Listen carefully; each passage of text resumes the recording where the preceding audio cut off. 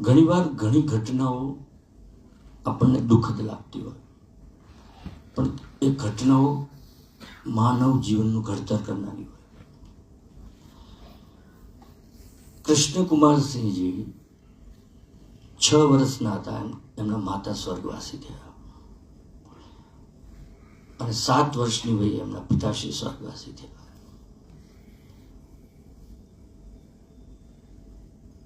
અને આવા ચિંતનશીલ રાજાને કોઈ પ્રશ્ન કર્યો, આવું કેમ? તમે આટલા બધા ચિંતનશીલ કેમ? તમે સેલ્ફ ડિસિઝન કેમ લઈ શકો છો? એટલા બધા પાવરફુલ કેમ છો? એટલા બધા એડજસ્ટ કેમ થઈ શકો છો? આવો પ્રશ્ન કરેલો આ પ્રજાવત્સલ રાજવીની અંદર નોંધાયેલું છે. ત્યારે મહારાજા કૃષ્ણકુમારસિંહજીએ કીધું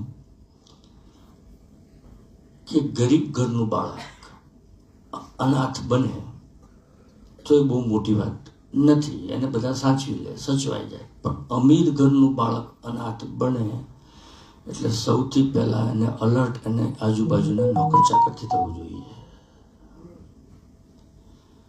અને આ 6-7 વર્ષનું બાળ રાજવી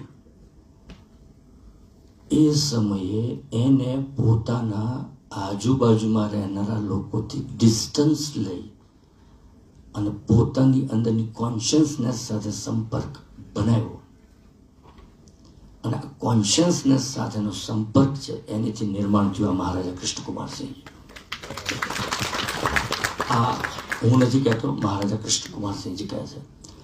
વાંચવાનો સમય હોય તો પ્રજાવત્સલ રાજવી વાંચી લેજો. મહારાજા કૃષ્ણકુમારસિંહજીએ કીધું કે આ બધાથી જેટલી મેં મારી જાતને દૂર રાખી એટલો હું મારી જાત સાથે સંપર્કમાં આવ્યો. અને મારી જાત સાથે જ્યારે હું સંપર્કમાં આવ્યો ત્યારે મને કોની સાથે કેમ વર્તવું, કોની સાથે કેમ બોલવું, કેટલું બોલવું, કેવું બોલવું, આ બધા ઇન્સ્ટિંક્શન મને અંદરથી આવવા માંડ્યા. અને એને કારણે એમણે લીધેલો કોઈ પણ નિર્ણય એમાં એમને બીજી વાર